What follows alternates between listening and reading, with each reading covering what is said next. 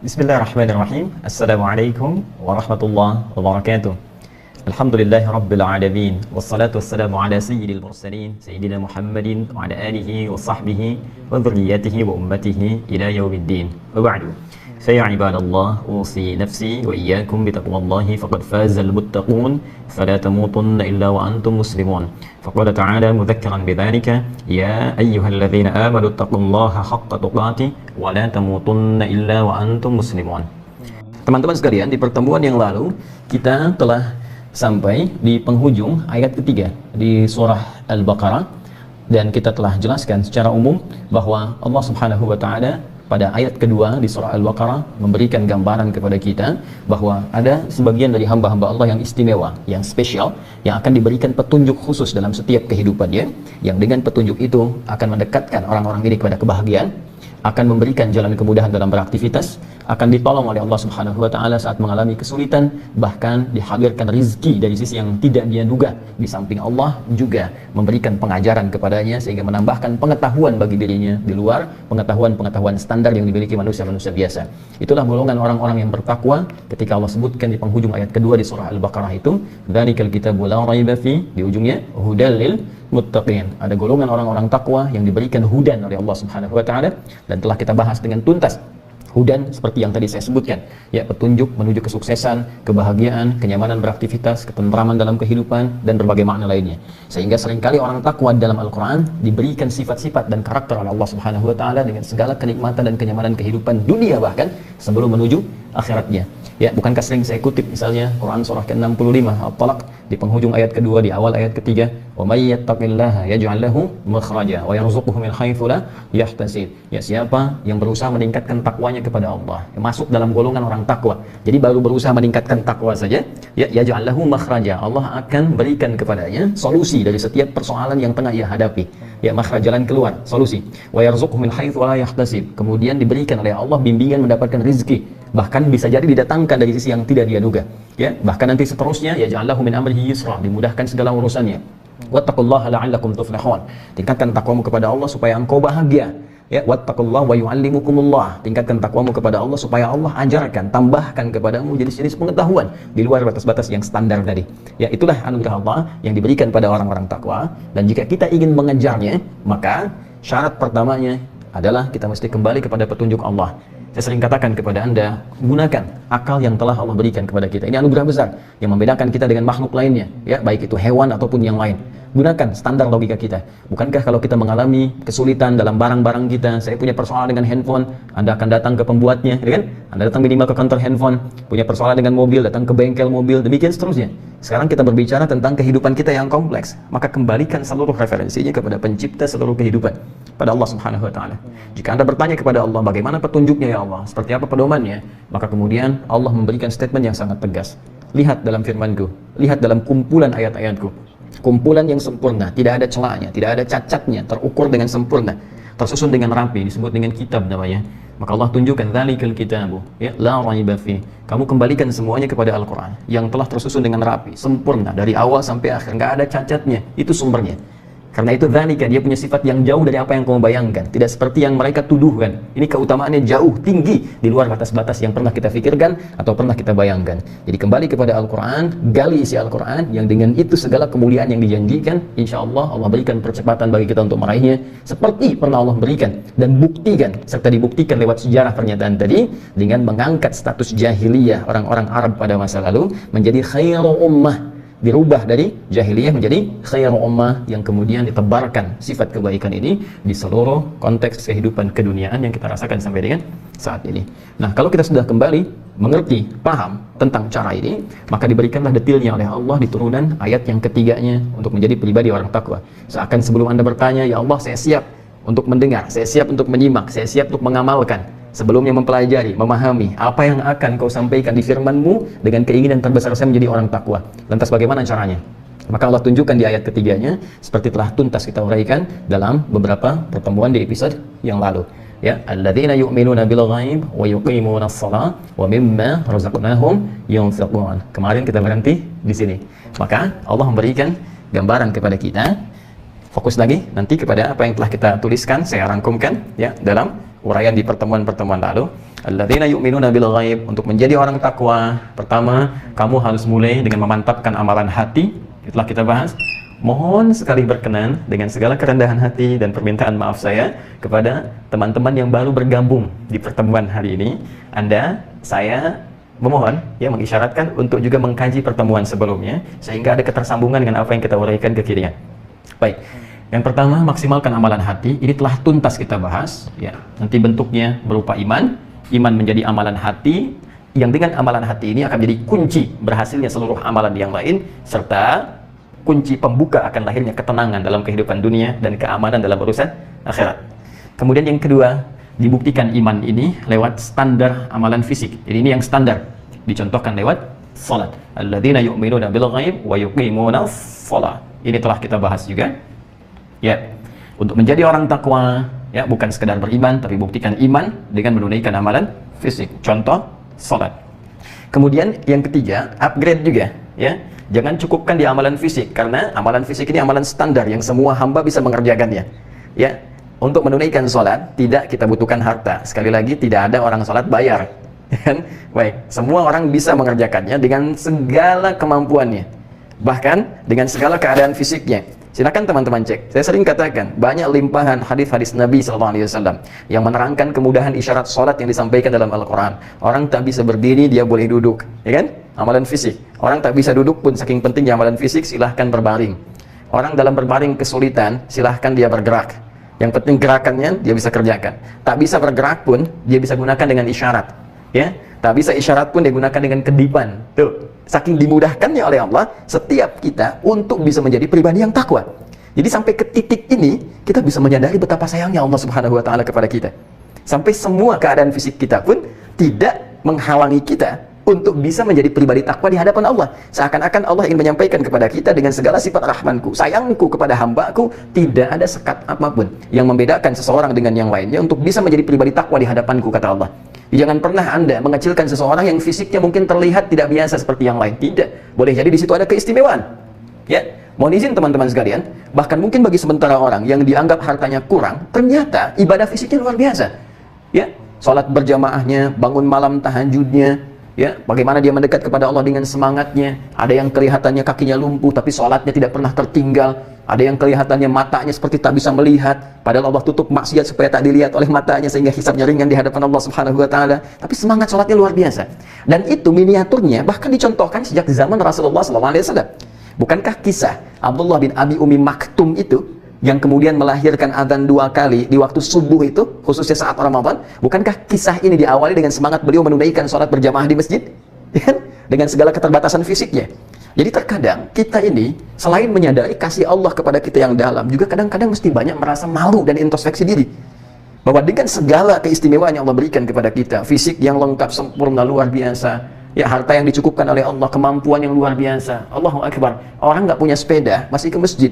Anda diberikan sepeda, diberi motor, dikasih mobil, bahkan masjidnya nempel dengan rumah Anda. Dalam situasi itu pun belum bisa tergerak untuk menunaikan jamaah. Anda perlu dikasih apa lagi? Atau bahkan dalam kondisi nggak bisa ke masjid pun, ada pandemi, di rumah pun masih belum tepat waktu juga sholatnya. Ya Allah belum, Allahu Akbar. Belum apa lagi yang dicukupkan oleh Allah untuk membuat kita lebih dekat dengannya.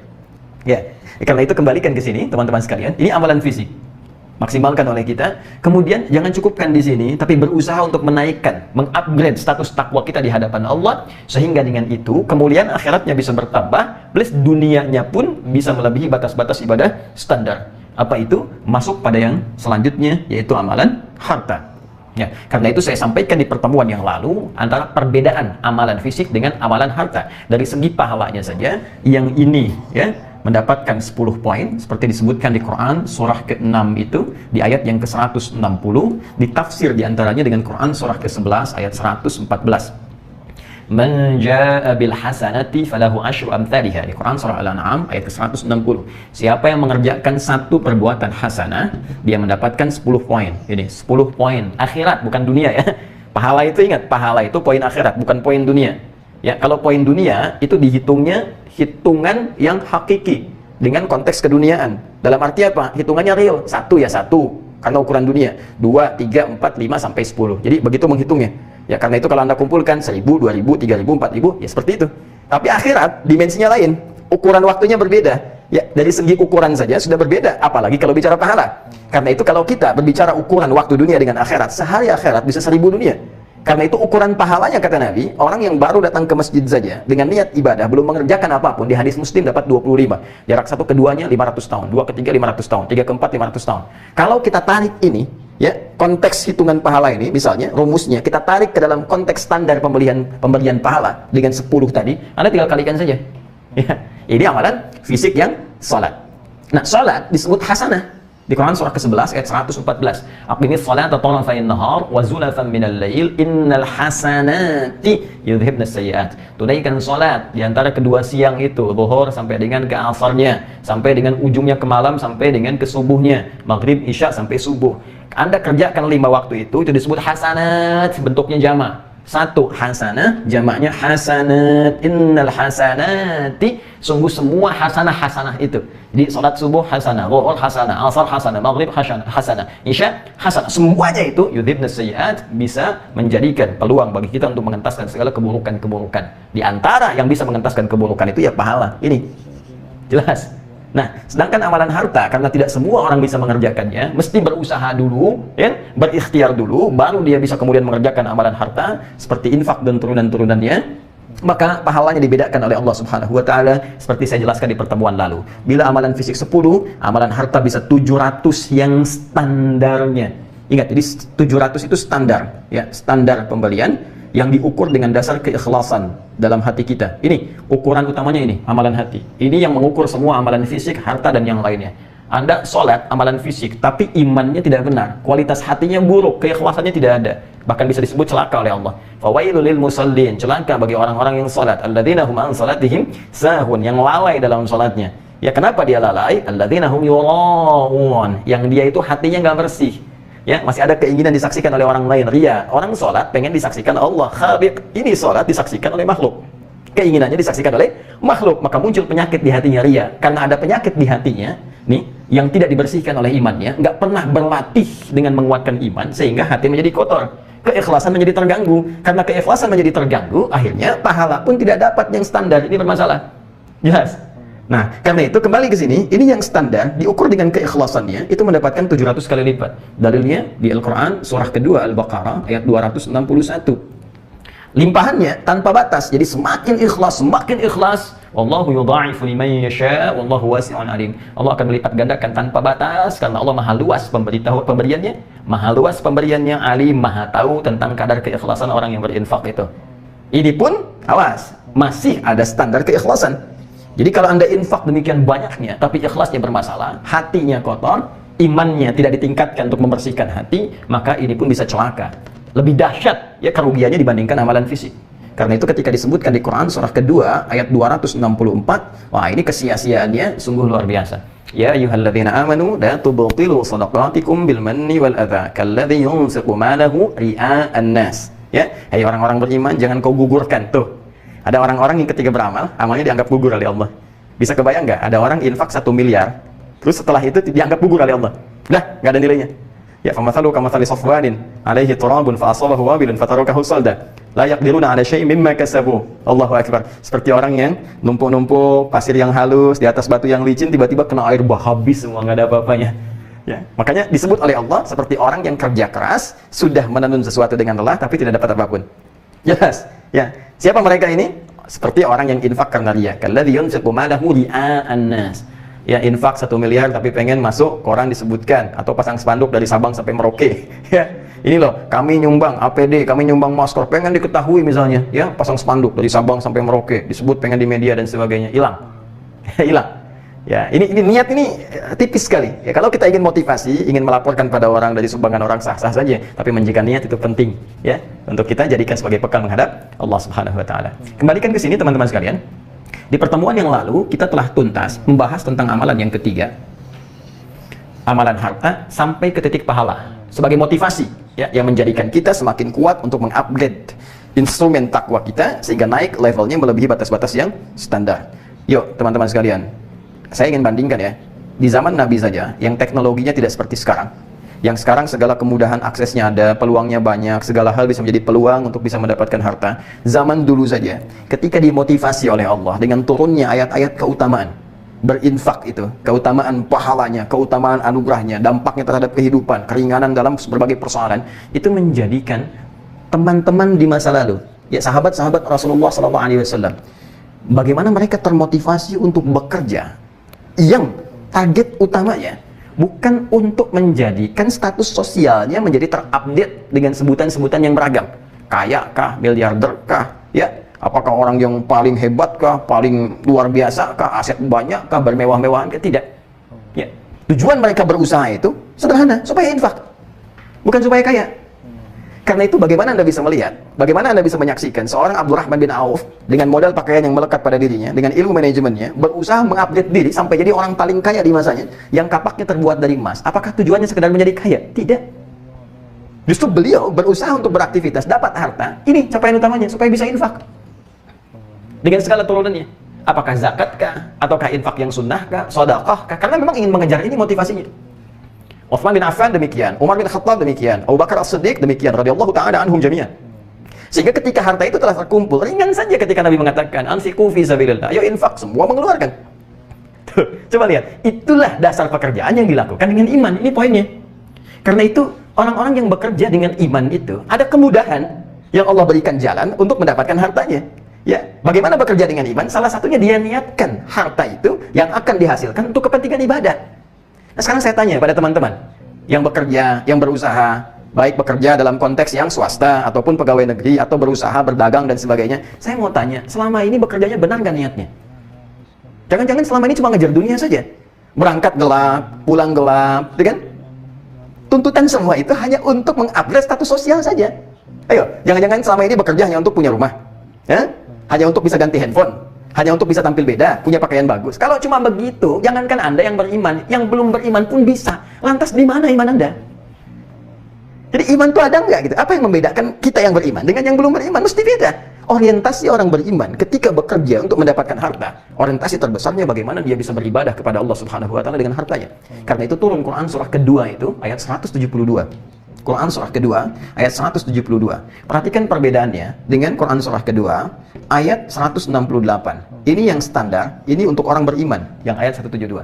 Ayat 168 paling kanan sebelah bawah. Ya ayyuhan nas, hukumnya universal untuk semua manusia. Hei semua manusia, kulu mimma fil ardi halalan thayyiba. Silakan bekerja, beraktivitas, cari makan di sebagian tempat di bumi yang bisa kamu dapati dengan cara yang legal, dapatkan yang baik-baik untuk kamu konsumsi. Itu rumus umum universal. Jelas? Nah, kalau sudah saya sampaikan dan adzan berbunyi, itu tandanya benar, ya. Oleh karena itu, yang paling menarik, ketika Allah Subhanahu wa taala turunkan ayat ini, hukumnya masih umum. Semua manusia boleh ikut, yang beriman, yang belum beriman. Kalau mengamalkan itu, Anda akan sehat. Kata Allah, cari harta dengan benar, jangan menipu, jangan korupsi, cari yang halal. Jelas? Dari situ hasilnya, cari yang dibutuhkan yang baik-baik, makan yang dibutuhkan, berpakaian yang dibutuhkan. Kalau seperti itu cara hidupnya, maka beban menjadi berkurang. Tapi, lihat baik-baik, ketika Allah menyeru pada orang beriman, kalimatnya berbeda dan hasilnya tak sama. Apa rahasianya? Seperti apa memahaminya? Nanti kita lanjutkan setelah kita menyimak adzan. Allahu akbar, Allahu akbar. Kemudian tunaikan salat isya. Ba'da isya kita lanjutkan dengan rahasia dalam Al-Qur'an yang belum banyak terungkap. Subhanakallahumma wa bihamdika asyhadu an la ilaha illa anta astaghfiruka wa atubu ilaik. Assalamualaikum.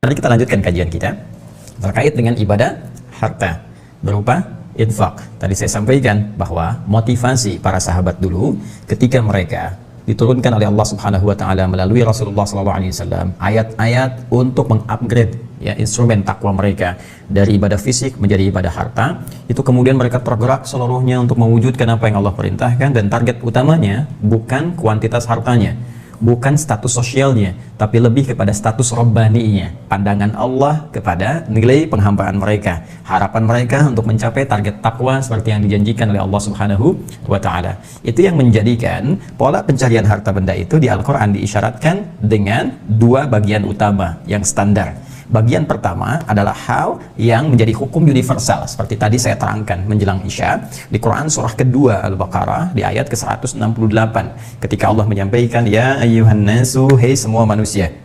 Ingat, nas itu memanggil keseluruhan manusia tanpa kecuali.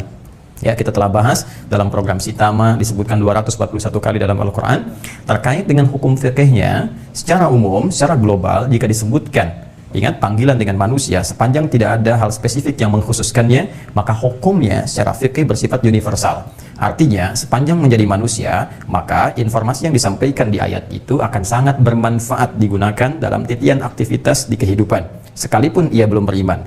Contoh ayat ini, kulu mimma fil ardi halalan thayyibah. Kata Allah, silahkan bekerja, silahkan mencari apa yang dibutuhkan oleh fisik Anda, minimal untuk makan. Maka silahkan merantau di sebagian tempat yang Anda bisa singgahi di bumi. Ini umum sifatnya, Anda bekerja silahkan. Anda tinggal di Jakarta tapi tidak ada peluang di Jakarta, geser dikit, entah ke Bekasi atau ke Depok atau ke Bandung atau ke luar Jawa, silahkan. Sebaliknya, Anda yang di luar Jawa, tinggal di Sumatera, di Kalimantan, belum ada peluang di tempat Anda menetap, cari peluang di tempat yang lebih banyak bisa Anda dapatkan. Anda bisa ke Jakarta, Anda bisa ke Jawa, atau beberapa tempat yang bisa didapatkan. Intinya, visinya, Anda bisa memenuhi kebutuhan hidup. Sangat sederhana. Tapi kerjakan itu dengan legal, halal, jangan melanggar hukum, jangan korupsi, jangan menipu, jangan merampok, jangan membegal. Karena akan menyebabkan banyak persoalan yang sebelumnya tidak ada menjadi hadir. Ya, bukankah sering kita dapatkan persoalan-persoalan dimaksudkan tampak dalam berita harian? Ya, saya sering katakan mohon diingat-ingat kalau ingin berbuat maksiat. Minimal, pertama, bayangkan ketika akan bermaksiat Anda wafat. Jelas. Kemudian setelah itu bayangkan dampaknya pada keluarga. Jika Anda seorang anak ingin membegal misalnya, bayangkan ketika Anda diketahui status sosial yang bisa merambah ke ibunda Anda. Ya, bagaimana dengan ibu yang telah mengandung melahirkan kemudian disebut oleh masyarakat, ini loh ibu pembegal itu.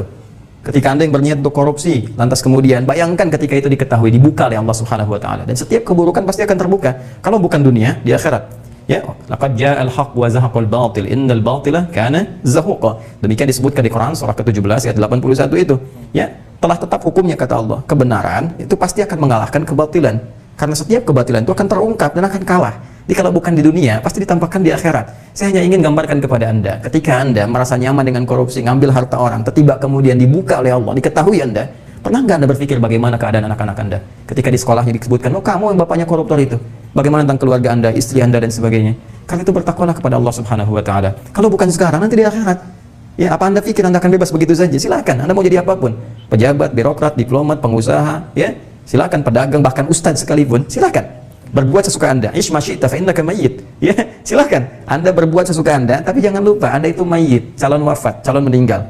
Dan kita yakin ketika kita berpulang kembali kepada Allah Subhanahu wa taala, ada kehidupan lain dan pola hisab yang tidak sama dengan hukum dunia, akan berbeda. Karena itu halal, kerjakan dengan baik. Thayyibah, kalau ingin tidak ada beban, maka thayyibah, dari apa yang dihasilkan itu cari yang memenuhi kebutuhan hidup kita. Cari berkahnya, cari manfaatnya, cari yang baik-baik. Kalau memang makan itu fungsinya menghilangkan lapar, ya tidak harus semua dibeli. Yang kira-kira bisa menghilangkan lapar itu yang dikonsumsi, asas kebutuhan, bukan sekedar keinginan.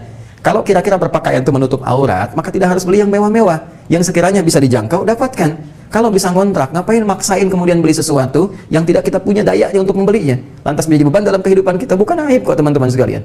Ya karena itu banyak situasi timpang dalam kehidupan karena rumus ini tidak digunakan. Ini rumus universal. Tapi perhatikan ketika Allah mengkhitab, mengajak bicara, menyampaikan informasi pada orang beriman. Saat kita berkata, ya Allah saya beriman, apa bedanya dengan yang belum beriman? Kata Allah, saya bedakan. Maka turunlah Quran surah kedua ayat 172. Naik status, sebelah kiri paling atas. Ya ayyuhalladzina amanu. Yang tadi ya ayyuhan nas, ini amanu. Kulu min thayyibati ma razaqnakum. Perhatikan kalimatnya, indah sekali. Di sini kulu mimma fil ardi, di sini kulu min thayyibati ma razaqnakum. Lihat kalimatnya, kami yang telah siapkan rezekinya kata Allah, bukan engkau yang lelah untuk mencarinya. Jadi kalau orang mencari rezeki dengan imannya, maka iman itu akan dibimbing oleh Allah untuk mudah mendekati rezeki yang telah Allah siapkan. Makanya orang beriman kalau benar cari nafkahnya itu nggak akan susah, nggak akan lelah. Ya, kenapa? Karena imannya dibimbing oleh Allah.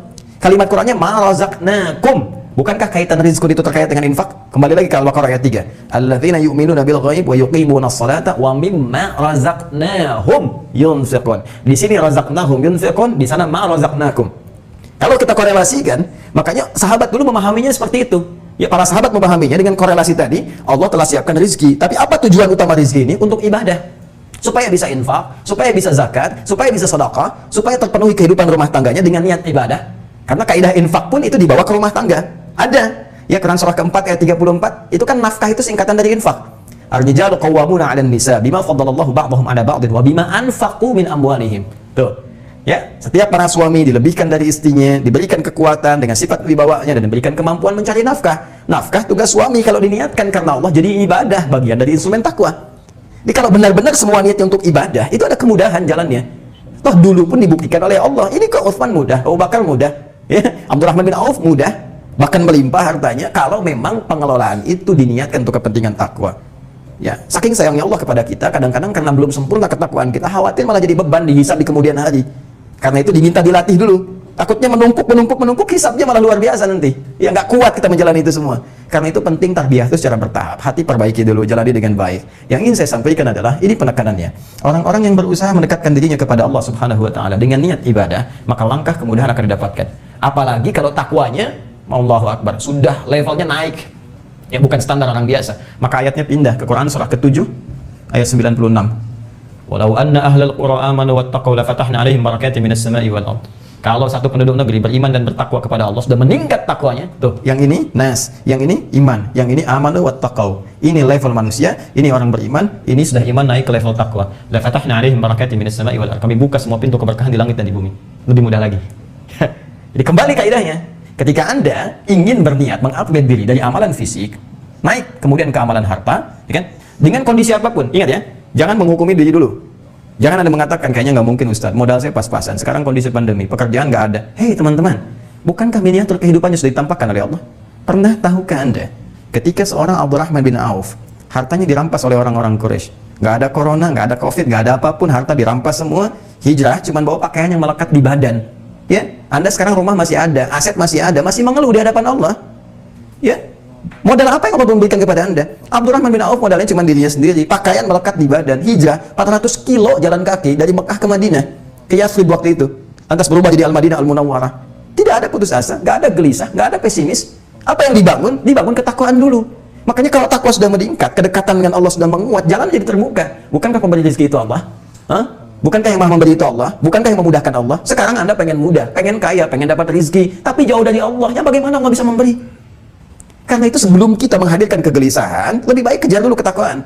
Anda latih dulu penguatan iman. Dalam situasi ini, itu justru diberikan oleh Allah kondisi seperti ini, supaya kita bisa memantapkan salah satunya ini. Kuatkan iman kita, latih ibadah fisik. Ini sudah pengen lompat ke tangga ketiga, yang kedua aja belum maksimal.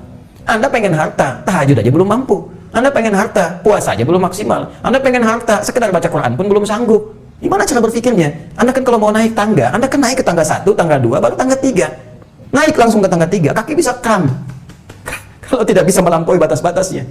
Ya, itulah teman-teman sekalian, daripada otaknya kram, ya kram kaki masih diluruskan, otak kram, bahaya. Hati kram, itu yang luar biasa. Tidak mudah mengatasinya. Karena itu, dalam kondisi-kondisi seperti sekarang, Anda kembalikan di sini, kuatkan iman kita kepada Allah. Belajar turunan iman. Ya, pondasinya dikuatkan. Iman itu kan standarnya, itu kan ada 6, ya kan? Dikenal dengan rukun iman. Tafsirnya di hadis Nabi. Sekarang kitabnya banyak, tinggal klik keluar hadis Al-Bukhari. Ya, kitab yang kedua setelah Badul Wahyi, Kitabul Iman, 57 hadis. Dalami dulu. Khususnya iman terhadap qada dan qadar, ya. Setelah iman kepada Allah, iman kepada malaikat, kitab, rasul, hari akhirat, qada dan qadar. Di antara qadar itu turunannya rizki, ya kan? Walladzi qaddara fahada, diberikan ukuran rizkinya, cukup, ya. Wa amma idza mabtalahu faqadara alaihi rizqa, faqadara alaihi, dicukupkan oleh Allah. Kalau setiap manusia belajar satu ayat ini saja, lapang hidupnya. Allah itu maha sayang, tak mungkin menistakan hambanya. Allah itu maha memudahkan, tak mungkin menyulitkan hambanya.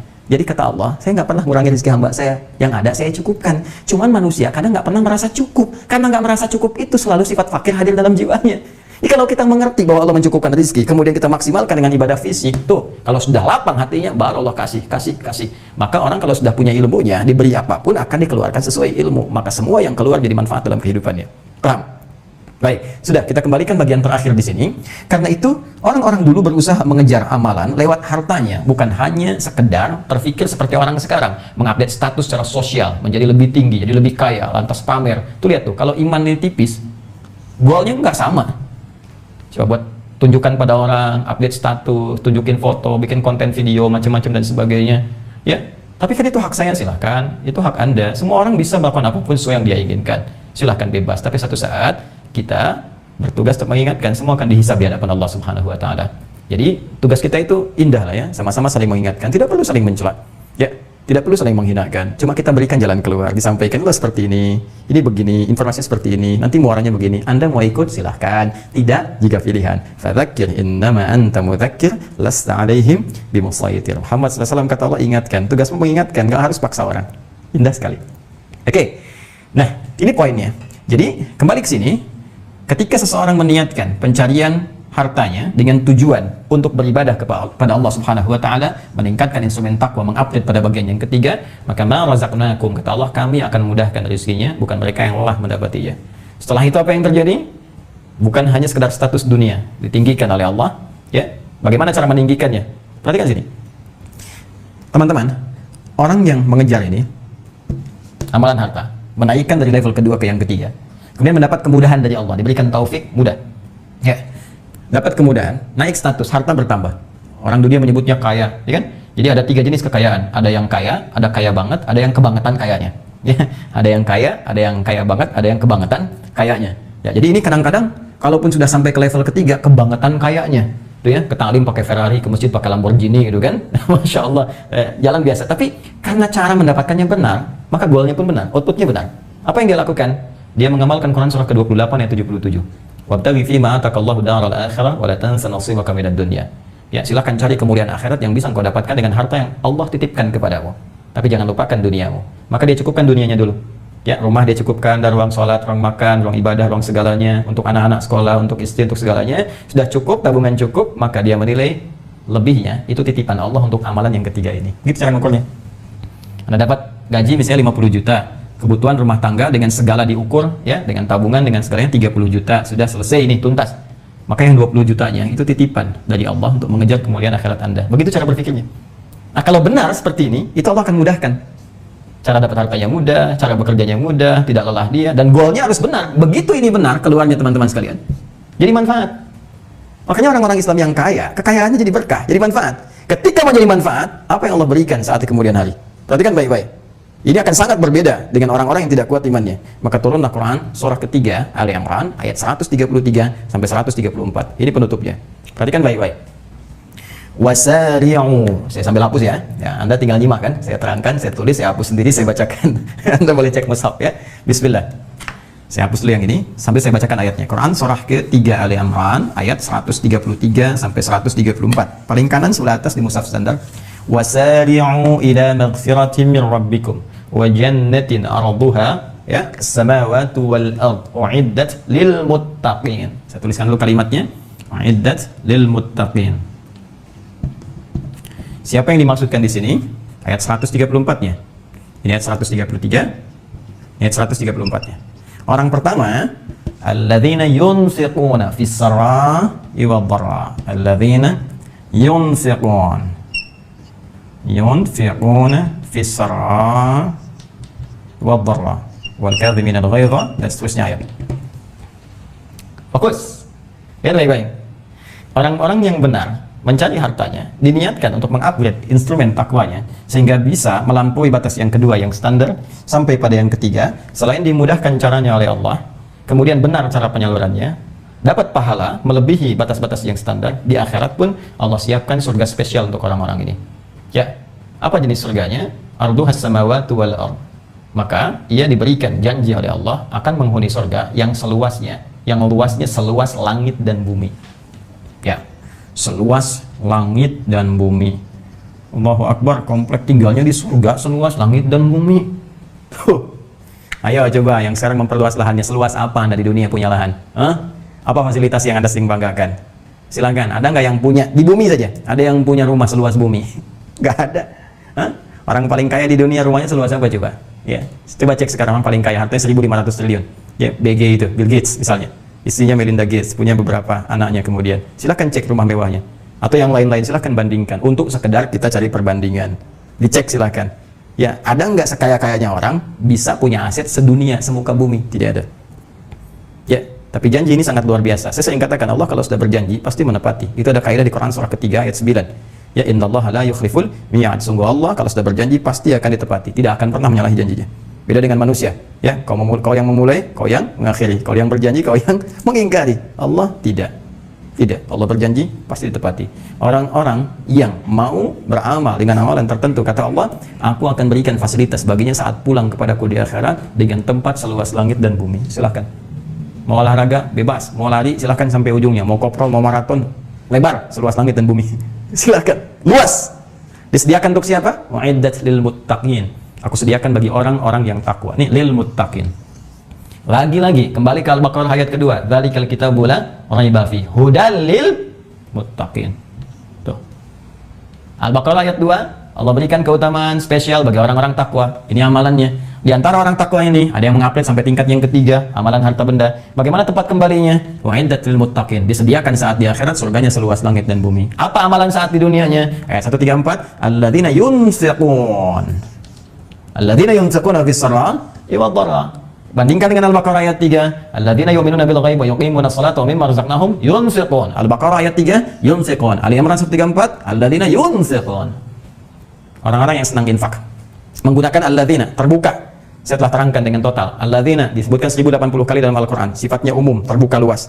Karena itu Allah membuka setiap kesempatan ini bagi siapapun yang pengen. Besar, kecil, tua, muda, laki-laki, perempuan, bebas, silahkan. Kata Allah terbuka, yang pengen silahkan, mumpung masih hidup. Kalau sudah wafat, tidak ada peluangnya. Sampai mereka mengatakan, fa'asaddaqa wa aqum minas shalihin. Beri kesempatan untuk infak ya Allah. Beri kesempatan. Sekejap saja. Maka kalau saya bangun sedikit, saya infakkan semua harta saya untuk mendapatkan ini semua. Ya. Karena itu mumpung masih ada kesempatan, ukur diri kita dengan ukuran-ukuran standar tadi. Dengan cara yang benar. Jangan sembarangan. Tiba-tiba setelah kajian ini semua diinfakkan. Anda nggak dapat apa-apa. Tidak. Ada standar yang benar. Makanya belajar dengan tertib, dengan baik, dengan terukur. Supaya benar cara mengerjakan ya amalan-amalan ibadah kita. Kembali ke sini. Fisarra iwaddarra, baik dalam keadaan lapang ataupun sempit. Dalam keadaan lapang, penghasilan masih bagus, sebelum pandemi masih cukup banyak, bisa berbagi, ya, sebulan bisa 10 juta. Dharra, sempit sekarang, jangankan untuk keluar pada orang, untuk kebutuhan pribadi masih ditata-tata, tapi Masya Allah, di rumah ada mangga 3, 1 masih bisa dibagi, kan? Tidak harus berupa uang. Saya sering katakan dari awal, infak itu adalah berbagi, kasih dengan materi. Jangan selalu dipahami dengan uang. Lihat aset Anda, pakaian Anda buka, selama di pakaian ada berapa? Ya? Anda mungkin untuk makan cukup. Orang lain tuh untuk makan mungkin susah. Kenapa nggak Anda buka pakaian Anda? Bisa diinfakkan ke mereka. Mereka mungkin bisa jual. Dari situ ada ya yang bisa digunakan untuk beli makanan, atau sebagian bisa digunakan, atau Anda bisa berbagi makanan. Ya, saya sering katakan, ingat, Allah menitipkan pada kita peluang banyak untuk beramal, mumpung belum ditukar, belum dipindahkan tugas amalan itu. Anda, saya, misalnya, kita bertugas nih.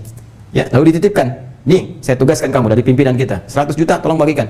Ya, 20 juta untuk kamu, 80 juta sebarkan. Anda cuma pakai 20 juta, tapi tahan-tahan yang 80 juta. Ketahuan oleh pimpinan Anda selama setahun nggak pernah dibagikan. Ya kan ditarik. Sini, saya ambil lagi yang 80 juta. Saya pindahkan pada yang lain. Kamu kerjakan tugasnya. Sama persis. Anda jangan mengupdate status sebagai orang kaya, orang paling hebat, ingin tampil di mana-mana. Itu cuma ujian. Ketika Anda tidak lulus menggunakan ujian itu dan merasa itu menjadi sebagai hasil pribadi, capaian pribadi, boleh jadi tugas itu akan ditukar oleh orang lain. Ya, boleh jadi tugas itu akan ditukar oleh Allah dengan orang lain. Dipindahkan pada orang lain untuk beramal. Ya, atau bahkan Anda diwafatkan, selesai kemudian urusan dunia Anda dan berpindah tugaslah itu kepada mungkin anak keturunan Anda atau orang lain, atau mengalami situasi yang tidak benar. Anda hebat ahli manajemen, tiba-tiba habis semua harta Anda meninggal, tukar pada keturunan nggak punya kemampuan, habis aset, pindah ke orang lain. Bisa terjadi. Ya, karena itu hidup yang seimbang. Jadi kaya itu harus. Ya, dan riwayat menyebutkan Nabi itu biasa saja melihat kekayaan, nggak khawatir, kaya dipandang biasa. Jadi bagi orang Islam, kaya itu biasa. Yang Nabi khawatirkan adalah orang Islam yang tidak mampu memanage kekayaannya. Ini nggak usah bangga, karena di Islam itu kaya itu dianggap biasa. Sama aja dengan yang lain, itu jadi passion untuk meraih akhirat. Ya, kita bagi orang beriman, capaiannya akhirat. Dan Allah berikan banyak peluang. Tinggal kita milih passionnya mau di mana. Anda yang sampai malam Jumat ini belum memilih, tinggal pilih. Ada bentangannya, ada 4-5. 1, bisa lewat ilmu. Karena itu Anda silahkan belajar. Cari surga dengan itu, niatkan untuk ibadah. Toh wafat juga pada akhirnya. Ada yang dengan kedudukan, jabatan. Ya, mumpung punya kedudukan, bikin polisi kebijakan-kebijakan yang baik, jangan menyimpang. Ya, tanda tangan di situ, kejujuran, tulis suratkan tanda tangan. Ya, semua harus punya integritas. Begitu tanda tangan menyebar, semua orang jujur, Anda dapat pahalanya. Ya, pada waktu-waktunya sholat, semua sholat. Ya, tanda tangan oleh Anda. Cuma modal tanda tangan doang. Jangan harapkan semua mengerjakan. Itu urusan Allah untuk memberikan taufik. Yang penting Anda beramal. Begitu Anda kerjakan, dari 100 karyawan, 10 orang sholat. Dengan melihat tanda tangan Anda, dapat pahalanya. Mumpung belum ditukar. Toh besok mungkin pensiun, mungkin berganti. Ya kan? Ada lagi yang harta, Anda cari lewat harta. Jadi yang harta sama dengan ilmu, harta sama dengan kedudukan, yang beda itu cuma niatnya saja. Yang keempat, bahkan tenaga. Ya, karena merasa sadar rezeki Allah telah tetapkan. Yang penting saya bekerja sedikit, hidup dengan tenaga saya beramal. Ada yang ngabdi di masjid, ada yang tugasnya azan. Yang penting saya bisa ke surga, hidupnya nggak usah susah, begini aja yang penting rezeki tetap. Jadi cara pandang ini akan mengubah persepsi kita pada kehidupan dunia, capaian kepada akhirat, target jelas di kehidupan nyaman. Jadi orang yang berusaha bekerja dengan tenaga untuk mendapatkan akhirat, dia tidak akan pernah merasa iri pada orang yang berjuang lewat harta. Nggak akan ngaruh, mau kaya-kayanya silahkan. Toh saya cukup dengan yang ini. Ya, mau tinggi-tinggi aja silahkan. Kedudukan kalau bisa yang tinggi-tinggi silahkan, supaya bikin kebijakan yang baik. Dia nggak akan mengeluh, nggak akan iri. Yang punya ilmu silahkan beramal dengan ilmunya. Itu yang ditunjukkan lewat kehidupan masa lalu. Makanya zaman Nabi itu luar biasa kalau kita mau gali sejarah. Coba belajar sirah dengan benar. Ada yang kaya seperti Uthman, seperti Abdurrahman bin Auf, seperti Abu Bakar. Ada yang punya ilmu seperti Ali bin Abi Thalib. Ada yang dengan kedudukan seperti Amr bin As. Ada yang dengan tenaga seperti Bilal. Saya pernah ingin selalu memberikan pertanyaan kepada teman-teman. Pernah nggak ada keributan antar sahabat gara-gara status sosial? Apakah Ali pernah mengeluhkan kekayaan Abdurrahman bin Auf? Tidak. Apakah Abdurrahman bin Auf pernah menyoal kepintaran Ali? Tidak. Radhiyallahu ta'ala anhum jami'an. Apakah ada yang pernah mencela Bilal dengan harta yang sangat terbatas? Tidak. Karena Bilal merasa dirinya kaya, sudah bebas sekarang dengan tenaga saja. Bilal itu azan, Allahu Akbar, Allahu Akbar. Begitu selesai azan, Nabi komen. Kata Nabi, aku dengar suara terumpahmu di surga. Aku dengar suara terumpahmu, kaki langkahmu itu di surga. Bilal nyimpulin, azan aja bisa masuk surga. Ngapain saya seperti Abdurrahman bin Auf? Makanya pesennya di situ saja. Udah, saya dengan tenaga aja. Kalau mau kaya gampang, sepeninggal Nabi banyak diburu sahabat. Bilal kalau mau kaya gampang, bawa status sahabat kemana-mana. Sahabat, dapat sumbangan, dapat macam-macam, dapat status. Mungkin kalau sekarang diangkat jadi komisaris utama, jadi direktur ini itu. Tapi memilih untuk menepi, supaya tidak kehilangan status akhirat yang telah diraih panjang. Dan tertukar dengan urusan dunia yang tidak seberapa. Gitu. Jadi kalau cara berpikir kita begini, menjalani hidup tuh enak gitu. Yang jadi beban ini kenapa? Karena level ini belum terlewati dengan maksimal.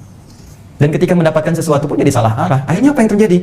Harta yang tadinya tujuan untuk ibadah, goalnya jadi salah. Jadi untuk pamer, jadi untuk rebutan. Karena pamer, setan datang pada orang lain. Lihat berupa peluang. Ini nih, bisikin setan kepada yang lain. Rampok rumahnya. Ya kan?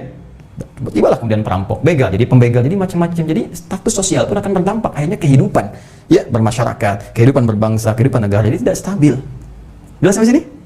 Nah, karena itu, kalau kita ingin mewujudkan ini semua, maka ayatnya indah. Dibuka di awal ayat 133 itu supaya kita berkontemplasi dulu, merenung, istighfar dulu. Lihat kalimatnya. Wasari'u ila maghfiratin min rabbikum. Wasari'u ila maghfirah. Bergegaslah Anda. Lekas. Bergegas. Segera. Gaspol. Bergegaslah. Segeralah. Ya.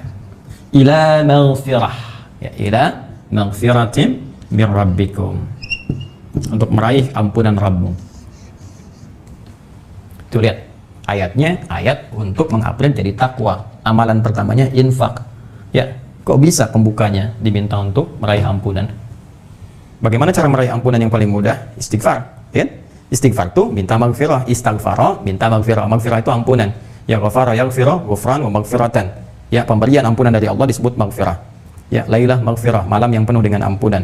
Ya, baik. Fokus ke sini. Cara mendapatkannya, ya ini akar katanya dari ghafara. Kalau ingin minta ditambah ilmu sharafnya, ya istaf'ala yastaf'ilu, itu derivasi tasrifnya, jadi istighfara. Istighfara sifatnya disebut dengan istighfar. Istighfar itu paling mudah untuk minta ampun. Nah, istighfar itu minta ampun. Minta ampun itu, ya, berarti kan konotasinya ada sesuatu yang harus diampuni. Yang harus diampuni itu berarti ada yang salah dan punya kandungan dosa di dalamnya.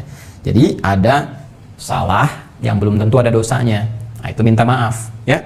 Salah yang belum tentu ada dosa. Misal begini, salat subuh itu 4.35 misal di Bekasi. Terus Anda bangun jam 5:34. Ya, 4.35 subuh, 4.35. Anda bangun 5.34. Tuh, baru bangun nih, belum salat. Salah tidak?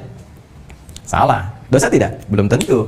Mungkin karena kelelahan, ya malamnya tahajud terlampau khusyuk, terus capek ketiduran bangun 5.34. Ya, salah, memang salah. Dosa enggak? Belum tentu, karena nggak pernah ada niat untuk menunda. Jadi kesalahan yang belum tentu mengandung dosa itu khata. Ya, itu umum, masih konteks umum khata tuh, ya. Baik, berbuat salah akhta. Jelas? Saya salah akhta tuh, kami salah akhtana. Maka kita minta Allah untuk memaafkan kesalahan. Ya, salah dimaafkan. Pemaaf, sifat Allah punya sifat memaafkan namanya al-afu.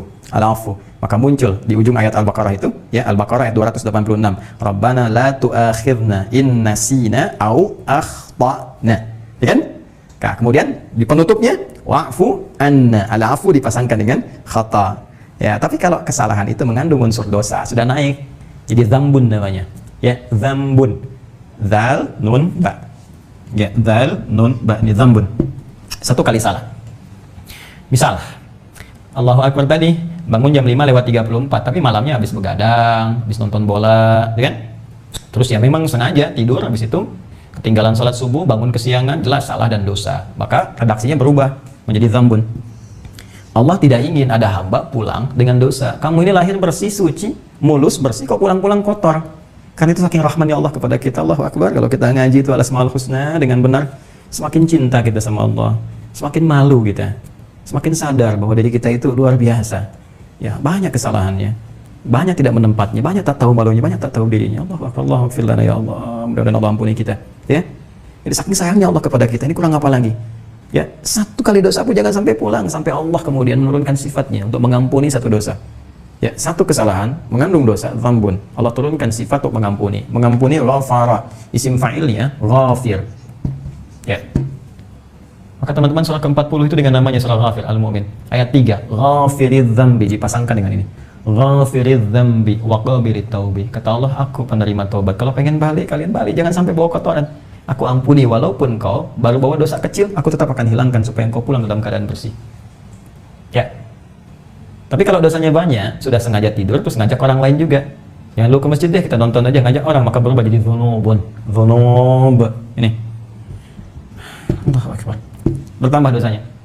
Maka Allah pun tetap menyayangi kita. Dinaikkan sifatnya dari ghafir jadi ghaffar. Ghaffarun, jadi mubalaghah superlatif. Ghaffar. Quran surah Nuh ayat 10 itu. Faqultu astaghfiru rabbakum innahu kana ghaffara. Nabi Nuh mengatakan, ayo, aku mohonkan ampun kepada Allah. Kalian dah banyak dosanya, tapi Allah punya sifat yang berlipat untuk mengampuni. Innahu kana ghaffara. Makin banyak lagi, udah nggak sholat, mencela orang lain yang sholat, Allah tetap turunkan sifatnya yang ketiga, namanya Ghafur. Ghafurur Rahim. Karena sifat sayangnya Rahim yang tanpa batas untuk urusan akhirat, maka aku akan ampuni sepanjang mereka mau bertaubat. Ghafur. Kalau kita meminta semuanya itu, baik itu sifat ghafirnya, ghafurnya, maka rubah dari fasih sorofnya di ilmu sorof, ya, dengan menggunakan kata istaghfara yastaghfiru. Istighfar, minta ampun untuk mendapatkan ampunan. Ampunannya disebut maghfirah. Jangan-jangan selama ini dititipkan harta, salah mengelolanya, minta ampun. Jangan-jangan selama ini dikasih fisik, salah menggunakan fisiknya. Mata untuk melihat yang baik jadi lihat yang buruk, telinga mendengar yang baik jadi dengar yang buruk, kaki melangkah pada yang baik digunakan pada yang buruk. Salah, minta ampun.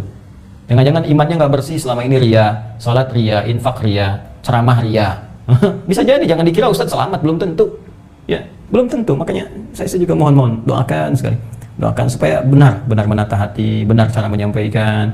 Ya, karena tidak mudah untuk berdakwah, apalagi dalam situasi seperti sekarang. Ya, dulu Nabi mengingatkan ada orang-orang berdakwah yang mencari popularitas. Orang bertanya apa maksudnya, gitu kan? Orang dulu menafsirkan banyak jamaah, sekarang baru ketahuan popularitas lewat media sosial, hanya pengen nambah subscriber.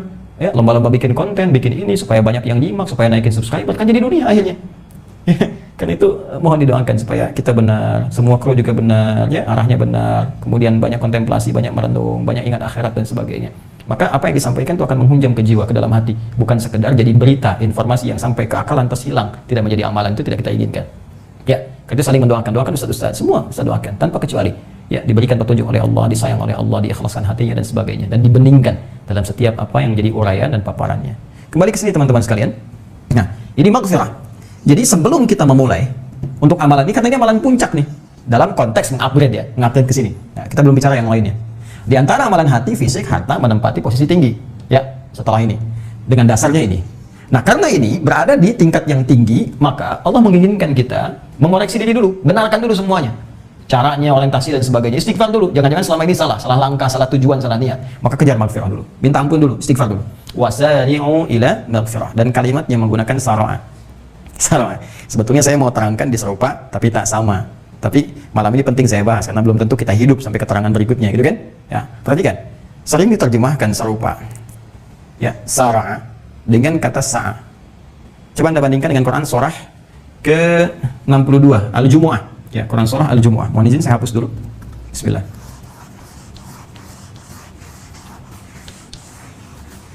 Bandingkan Quran surah Ali Imran. Saya tuliskan nama suratnya saja ya. Ayat 133 dengan Quran surah Al-Jumu'ah. Besok ya. Ayat yang ke-9, paling kiri sebelah atas. Yang ini pertama di kanan sebelah atas, di kiri paling atas. Mohon izin ya supaya cepat saja. Saya tidak bermaksud menyampaikan apapun atau mengesankan bahwa tahu nomornya, tidak. Ini untuk mempercepat supaya yang nyari-nyari mudah menemukan. Lihat sini. Yang ini wasari'u ila maghfiratin min rabbikum. Ila maghfiratin min rabbikum. Yang ini Al-Jumu'ah ayat 9. Ya ayyuhalladzina amanu idza nudiya lis-salati min yaumil jumu'ati fas'au ila dzikrillah. Fas'au ila dzikrillah. wa dzarul bai'. Lihat sini, yang ini wasari'u, yang ini fas'au. Diksinya beda kan? Coba lihat, bacaannya aja beda. Satu wasari'u, dua fas'au. Udah beda. Tapi menariknya di mushaf terjemahnya sama. Bersegeralah.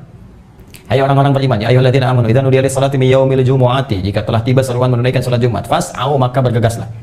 Segeralah, cepatlah ila dzikrillah, untuk mengingat Allah. Siap-siap menunaikan salat Jumat. Yang ini wasari'u dan bersegeralah. Ini bersegera, ini bersegera. Sekarang, kalau katanya berbeda, kenapa terjemahannya sama? Ya? Kalau terjemahannya sama, kenapa katanya beda? Perhatikan sini teman-teman. Inilah pentingnya kita memahami kedalaman dalam gramatikal bahasa Arab, sehingga kita bisa selain meningkatkan keyakinan kepada Allah bahwa Al-Quran itu benar berupa firman Allah, bukan karya manusia, bukan buatan manusia, sekaligus kita bisa mendalami wawasan Al-Quran yang luar biasa luasnya dan indah kita mendapatkan hikmahnya. Perhatikan baik-baik. Sara'a itu sifat bersegera tanpa perlu menggunakan banyak persiapan. Bahkan kalau bisa, nggak usah banyak mikir, langsung kerjakan. Karena itu kalau orang sekarang memerintah, pengen cepat-cepat dikerjakan, ya jangan kerjakan ini dulu, itu dulu, cepat sekarang. Maka orang Arab akan mengatakan, surah ya kurang. Ya. Nah, cepat kerjakan. Ya, akhi surah. Ya, sedang ngapain sih? Ya, bapaknya mengatakan, ya, itu bilal madrasah. Ya, saya pergi ke sekolah, siapa? Tapi masih, kerjakan ini, kerjakan itu. Bapaknya berkata, surah ya kurang. Ya, beli surah. Anakku cepat sana, ngerjain apa lagi sih? Nah, jadi, surah, sara'a, yasra'u, sari, sara'a, yusari'u, sari'u. Akar utamanya dari kata sara'a. Ya, dari kata sara'a begini. Sara'a yasra'u, ya, sura'atan sifatnya, isra' kata perintahnya, tambah alif, ya mufa'alah jadi sara'a yusari'u. Artinya sifat bergegas dengan tanpa diiringi persiapan-persiapan macam-macam lagi. Artinya sifat menuntut kesegeraan dengan cepat. Sebaliknya, is'au dari kata sa'a yas'a, is'a ini menunjukkan sifat bersegera, bergegas, tapi masih memungkinkan kita menyiapkan diri dengan sempurna untuk mengerjakan apa yang dilakukan. Ya, kalau yang ini masih ada persiapan, bersegera, tapi siap-siap dulu. Ya, makanya kesiapannya itu disampaikan dalam jangka waktu yang masih ada jeda cukup panjang. Ya, lihat baik-baik. Indah sekali. Ketika ayat ini turun, fas'au ila dzikrillah, cepat-cepat kamu merespon seruan Allah untuk menunaikan sholat Jumat. Tapi bagaimana petunjuk Nabi mengerjakannya? Hei, bukan berarti menunggu sampai adzan tiba kamu berangkat. Kata Nabi, mandi dulu, pakai wewangian, kejar saf pertama sebelum khatib naik. Bisa nggak kebayang teman-teman sekalian? Adzan zuhurnya, misal 11.44. Ya, terus Anda mesti mandi dulu, sunnah muakkadahnya, pakai wewangian dulu. Kira-kira jam berapa Anda siap-siapnya? Minimal kan jam 11. Bisa mandi, pakai wewangian, datang lebih awal, tahiyatul masjid, Jumatnya belum mulai. Ya, jadi jangan diartikan tunggu adzan baru datang, tidak. Ada persiapan di sini, itulah keindahannya. Sebelum menunaikan sholat Jumat, karena ini luar biasa, ada jedanya, ada persiapannya, bahkan kalau perlu rencanakan sepekan sebelumnya. Jumat besok akan ada tanggal sekian, saya siap-siap, baju disiapkan, gantungkan, istri sudah menyiapkan setrika, siapkan wewangiannya, ya, sebelum Jumat, bikin alarm, sampaikan pada suaminya, sayang, bentar lagi Jumat, hari baik, papa perwakilan keluarga, ke masjid apa? Baju udah siap, parfum siap, semuanya, tolong pak, nanti saat khatib duduk di antara dua khutbah, berdoa ya pak, untuk keluarga kita, semoga Allah berkahi, semua rezekinya halal, kita diberikan kemudahan dalam situasi yang kita alami saat ini, kita dikumpulkan lagi di surga, keluarga kita didamaikan, hidup nyaman. Mama dan keluarga, titip ya Pak ya, semuanya kita saling mendoakan. Indah. Coba selama ini apa yang dikerjakan dalam Jumat? Pasau. Tapi kalau mau tobat, nggak usah banyak persiapan. Apalagi yang salahnya siang, merencanakan malam. Ya belum tentu nyampe, Joni. Anda salah siang, pengen tobat saat tahajud, begitu asar meninggal, kapan tobatnya? Anda salah malam, salahnya ba'da isya, rencana pengen tobat, nantilah menjelang subuh, begitu tidur, nggak bangun lagi. Nggak nyampe. Karena itu kaidah mengevaluasi diri, nggak usah tunggu banyak waktu. Begitu merasa salah, terfikir salah seketika istighfar. Makanya dalam episode kehidupan manusia itu pasti akan ada lintasan-lintasan takwa itu yang akan melewati nafsu dan mengingatkan karena kita pernah berbuat salah. Kalau nggak percaya silakan. Tiba-tiba lagi sendirian, pernah ingat salah. Nah itu anugerah Allah. Begitu diingatkan seketika istighfar. Dan dalam kesendirian Anda ketika Anda minta ampun, ya Allah, saya pernah salah dulu ya Allah. Saya pernah mencela si fulan, saya pernah menghujat si fulan, saya pernah berbuat maksiat, saya pernah begini. Dalam kesendirian ketika Anda tertidur, malam-malam bangun, ingat itu, menangis Anda, itu jelas sudah selesai. Selesai riwayatnya, diampuni dosa-dosa yang ditangisi oleh Allah Subhanahu wa Ta'ala. Maka dari itu, sebelum kita memulai beramal, berharap dapat surga yang dijanjikan tadi, wa jannatin arduhas samawati wal ard, berharap mendapatkan surga, bergegas, tolong motivasi loh. Cepat, supaya kamu pulang nanti bagus, pulangnya enak, pulangnya bersih, kamu akan meninggal kok. Kalau bahasa halusnya begitu. Ya Allah kasih kabar ke kita, cepat bersihkan diri, bersihkan keadaan kamu nanti akan meninggal. Siap-siap dulu, nanti di akhirat ada begini. Buktinya telah banyak kok. Kalau nggak percaya, coba lihat sekitaran kita, kan banyak yang meninggal. Bahkan ada yang nyolatin duluan, bahkan ada yang mengantar ke alam kubur. Besok-besok kan bisa jadi Anda. Ya, bisa jadi kita, saya, Anda, kita. Pasti pulang. Kalau Allah sudah tampakkan dalam kehidupan dunia, belum yakin juga, mau sampai kapan kita merasa yakin? Karena itu kata Allah, cepat siap-siap. Ya aku siapkan ini. Kalau nggak percaya, ya kamu kerjakan aja dulu, kerjakan dulu. Toh nanti nggak ada ruginya ketika pulang kamu lihat juga. Hah? Nggak ada ruginya kan? Semua akan pulang. Semua akan kembali, dan di situ kita akan dihisab oleh Allah Subhanahu wa taala. Kalau kita sudah mengevaluasi diri, malam-malam ini kita lihat, coba malam ini kita merenung ya. Ajak keluarga dudukan dengan baik supaya teratur, ya, supaya benar, teratur, ngobrol. Ma, Pa, berapa banyak sih aset kita selama ini? Terus luruskan cara berpikirnya, bikin kurikulum kehidupan. Kita ini nanti kalau pulang ingin mendapatkan surga rahmat Allah. Caranya mau seperti apa? Papa, coba dilihat Pak, titipan Allah apa nih ke Papa? Oh ternyata Papa kedudukan Pak. Iya Pak, kita manfaatkan kedudukan Papa supaya benar, supaya Allah ridho. Toh satu saat bisa berganti kedudukan ini. Toh kita lihat orang-orang yang punya jabatan pada akhirnya mereka selesai juga, kemudian berganti, kemudian hilang kewibawaan yang selama ini dititipkan. Pak tolong Pak bikin kebijakan yang baik. Ya Mama ridho, kalaupun belum bawa apa-apa ke rumah, nggak apa-apa. Yang penting Allah senang dengan kita. Apa ternyata aset kita banyak nih Pak, begini. Ya toh di alam kubur juga nggak semuanya kita pakai Pak. Hanya 2 meter, 3 meter. Tapi kan dalamnya bisa luas sesuai amalan kita. Yang ada sekarang nggak akan dibawa. Coba kita ukur. Ada yang lewat ilmu, ada yang lewat, ya kalaupun dengan tenaga nggak apa-apa, tapi semua keluarga dapat tarbiyah sehingga tuntutannya sama. Nah ini yang satu pengen tenaga, yang istri pengen kaya, yang nggak akan nyambung. Duduk dulu dua-duanya, pikirkan. Setelah itu istighfar. Setelah istighfar, yang akan muncul kelapangan hati. Begitu hati telah lapang, nanti Allah berikan taufik. Dari taufik itulah ada bimbingan untuk menata jalan kehidupan lebih baik. Begitu caranya. Jelas ya?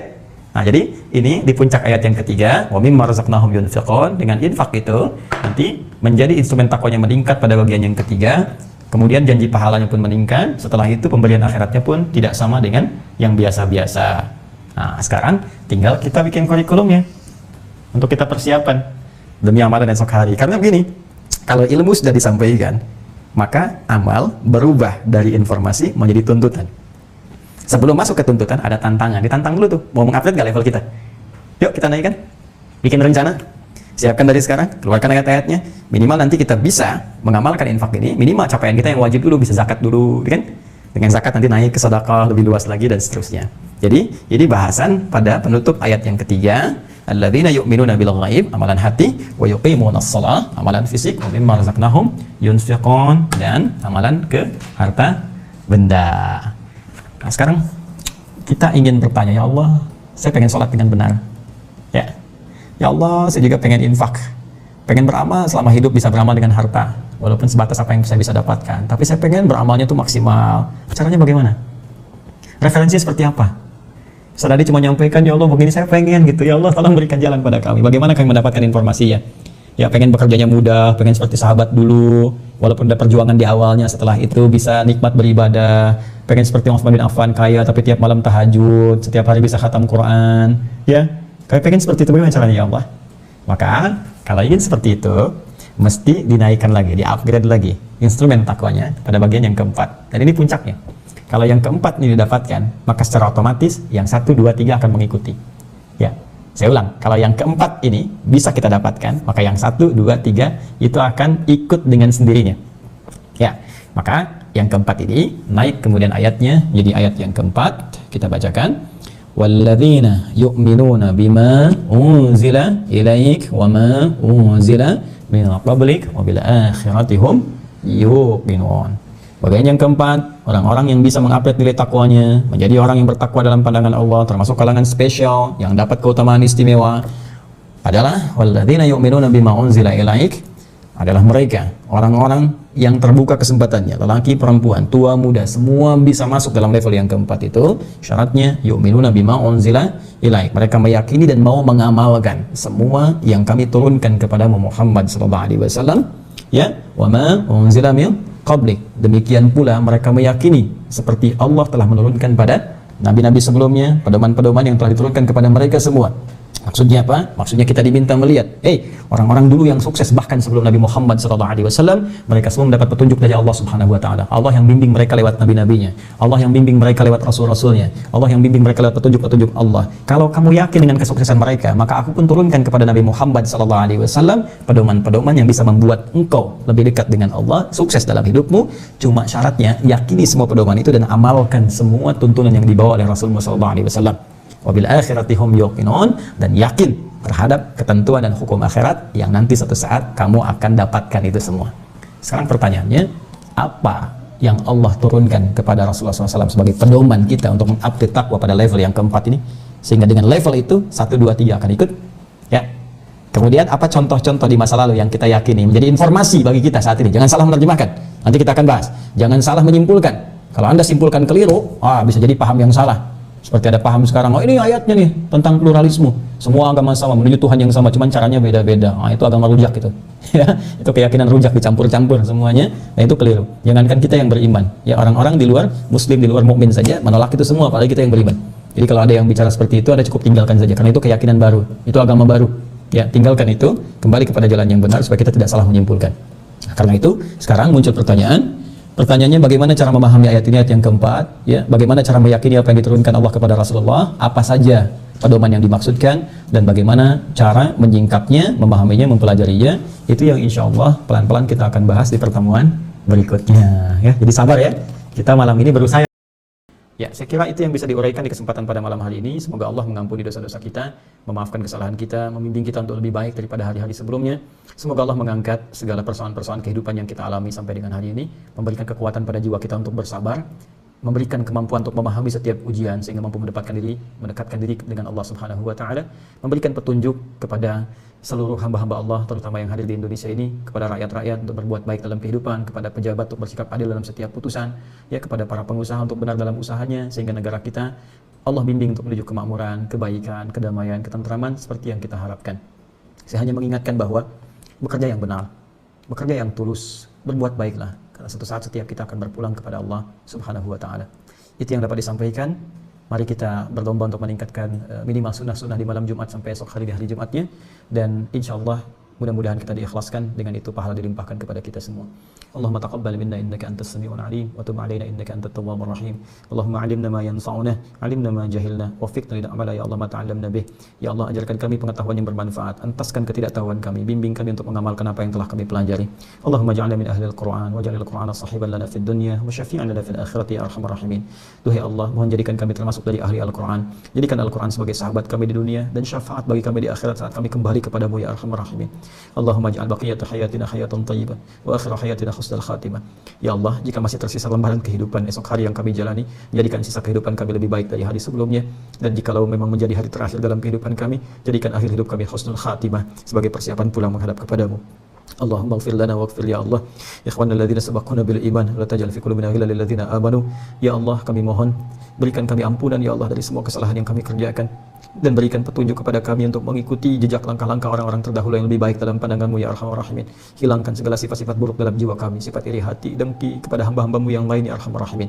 Ya Allah, Allahumma ya Arhamar Rahimin, Rabbana atina fid dunya hasanah wa fil akhirati hasanah wa qina adzabannar. Anugerahkan kepada kami segala kebaikan di dunia ini, kemuliaan di akhirat nanti, dan jauhkan kami dari segala apapun yang bisa mengundang murka dan neraka-Mu. Bifadlika subhana rabbika rabbil izzati amma yasifun wa salamun alal mursalin wa akhiru da'wana subhanakallahumma wa bihamdika asyhadu an la ilaha illa anta nastaghfiruka wa natubu ilaik walhamdulillahi rabbil alamin. Assalamu alaikum warahmatullahi wabarakatuh.